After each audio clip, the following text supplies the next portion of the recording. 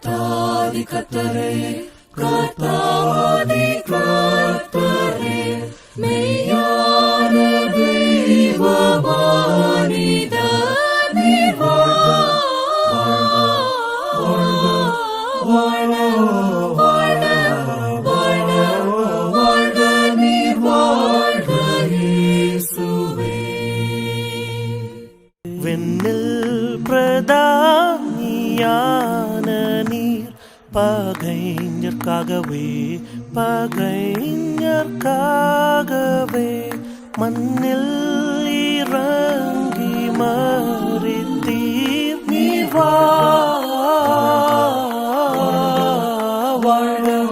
வாழ்க வாழ்க வாழ்க, நீர் வாழ்க இயேசுவே.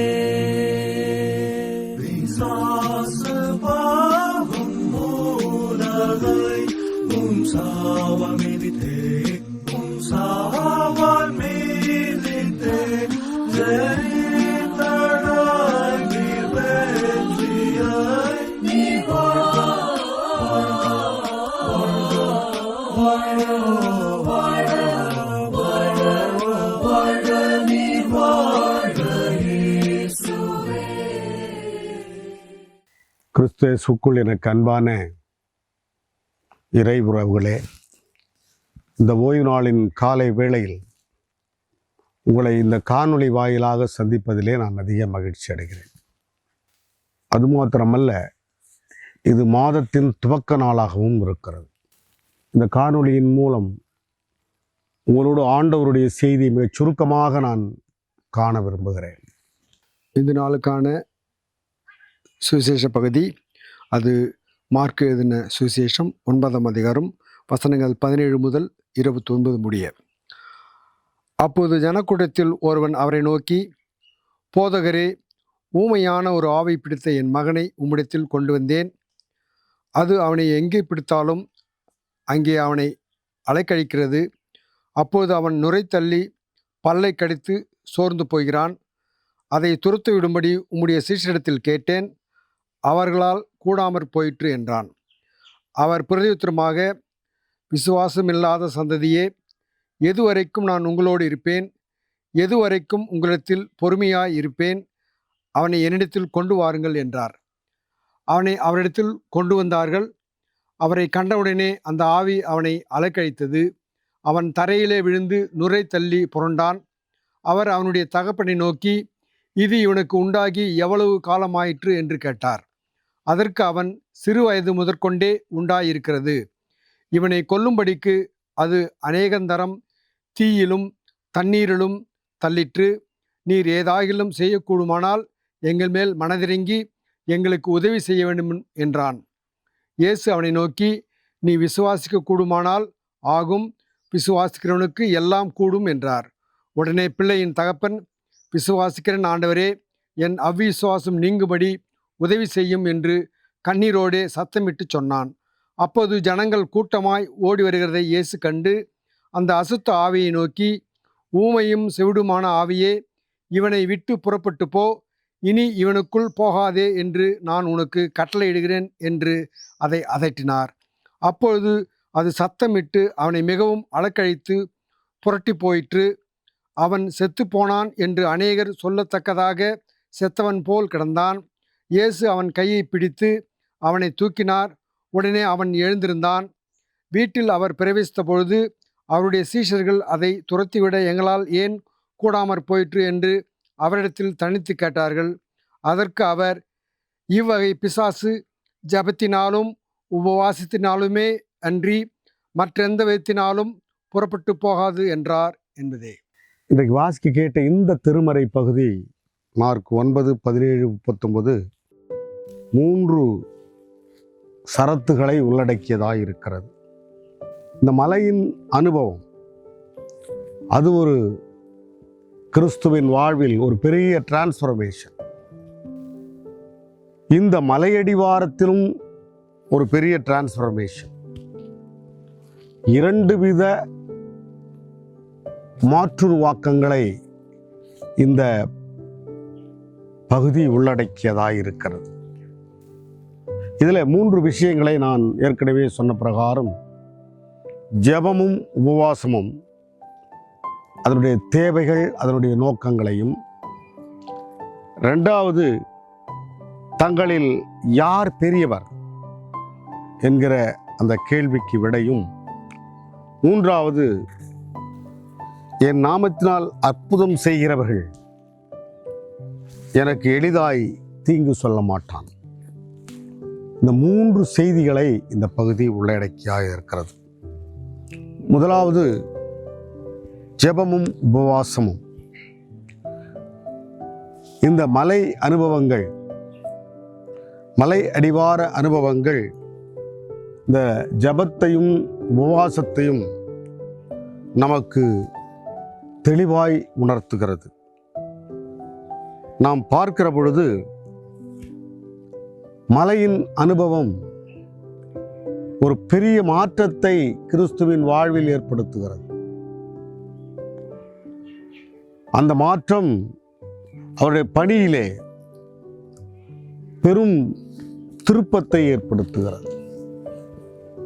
அவர் எந்த நோக்கத்துக்காய் இந்த உலகத்திற்கு வந்தார் என்பதை அவர் புரிந்து கொள்ளவும் அந்த நோக்கத்தை நிறைவேற்றவும் தன்னை பக்குவப்படுத்திக் கொள்கிற அனுபவமாய் இருக்கிறது.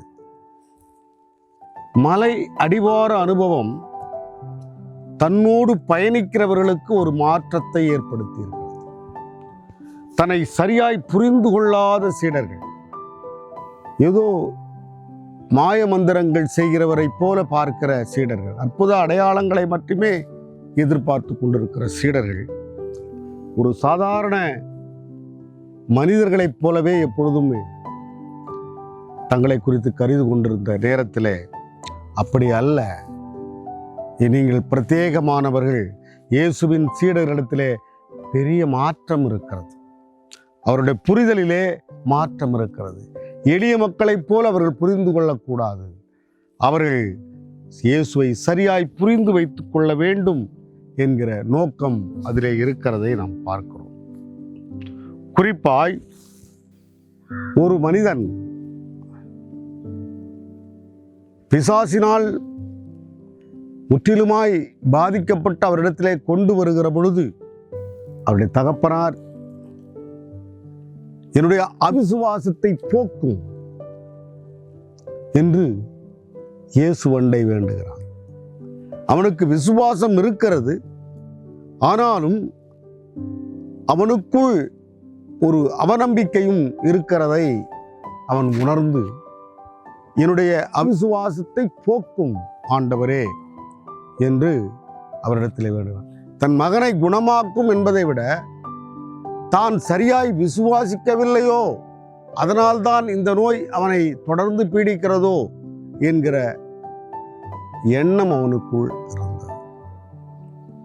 ஆண்டவர் அவனுடைய வேண்டுதலையும் அவனுடைய எதிர்பார்ப்பையும் உணர்ந்து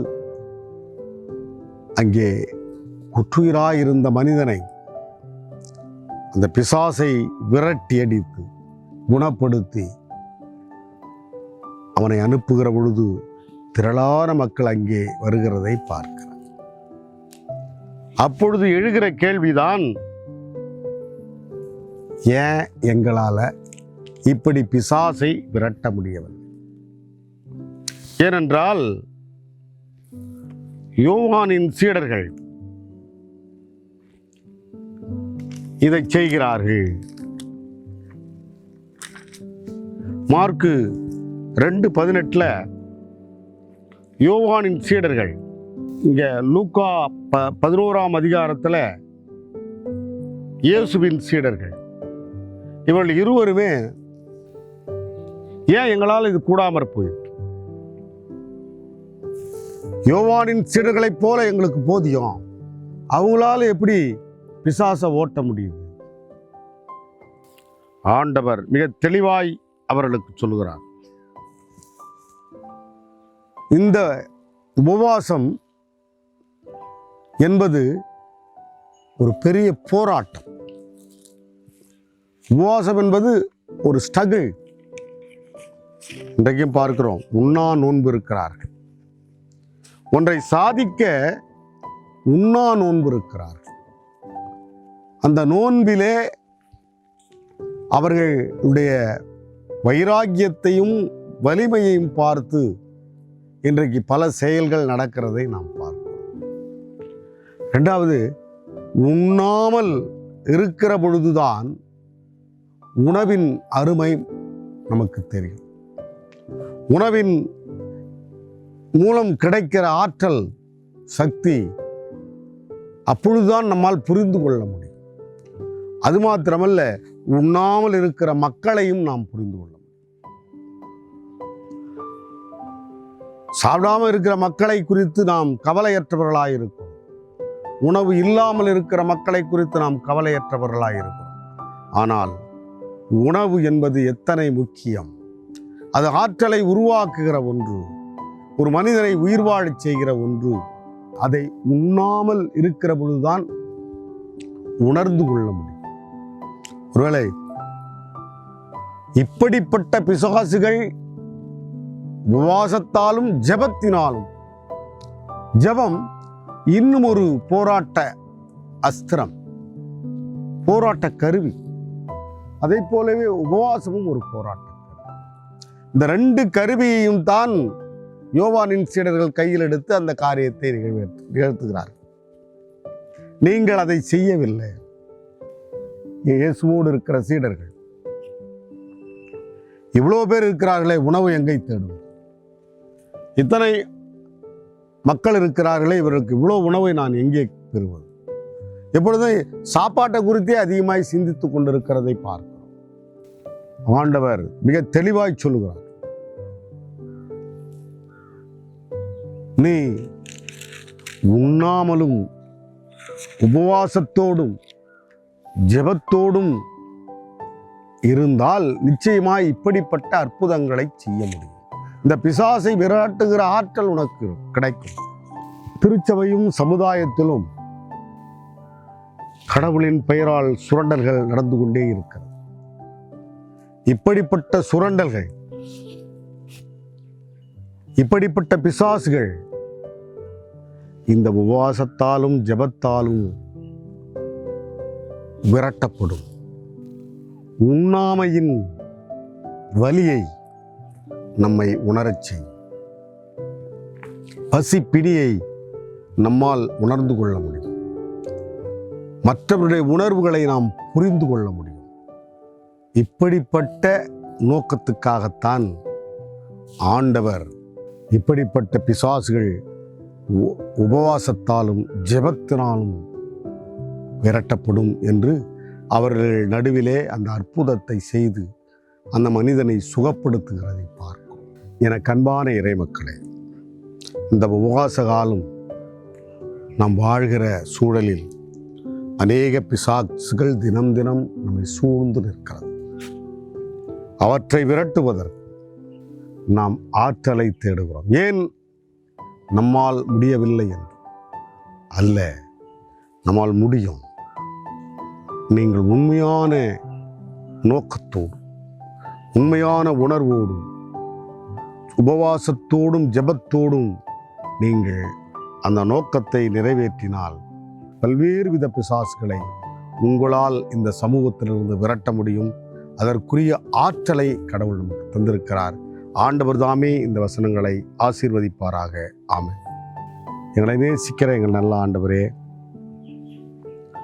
இந்த ஓய்வு நாளின் காலை வேளையிலே எங்களை சூழ்ந்து நிற்கிற ஏராளமான பிசாசுகள், ஆண்டவரே, சுயநல பிசாசுகள், ஆண்டவர் இந்த உலகத்தின் ஆசாபாசங்கள் மீது அதிக ஆவல் கொண்டிருக்கிற பிசாசுகள், தீய எண்ணங்கள், தீய செயல்களால் சூழ்ந்திருக்கிற பிசாசுகள், ஆண்டவரே, சுரண்டல் என்கிற பிசாசு, ஆண்டவரே, இப்படிப்பட்ட அநேக பிசாசுகளை நாங்கள் தினம் தினம் சந்திக்கிறோம் சுவாமி. நோய் என்கிற பிசாசு கூட எங்களை சூழ்ந்து இருக்கிறது. இந்த பிசாசுகளை எல்லாம் விரட்டுவதற்கு நீர் தந்திருக்கிற பெரிய ஆயுதம் ஜெபம். நாங்கள் அந்த ஜெபத்தோடும் உபவாசத்தோடும் நிச்சயமாய் நாங்கள் ஜெபிக்கிற பொழுது இப்படிப்பட்ட பிசாசுகளை விரட்டுவதற்கு எங்களால் முடியும் என்று நாங்கள் நம்புகிறோம். ஆண்டவர் எங்களை ஆசீர்வதியும் காத்துக்கொள்ளும் வழி நடத்தும். இயேசுவின் மூலம் கேட்கிறோம் எங்கள் ஜீவன் உள்ள தந்தையே, ஆமென். உடைய தந்தையாகிய கடவுளின் அன்பும் மைந்தராகிய இயேசுவின் அன்பும் தூய ஆவியானவரின் அந்யோன்யை ஆசீர்வாத வழி நடத்துவதில் நீங்கா பாதுகாப்பு எங்கள் அனைவரோடும் இன்றும் என்று சதா காலம் தங்கியிருப்பதாக. ஆமென்.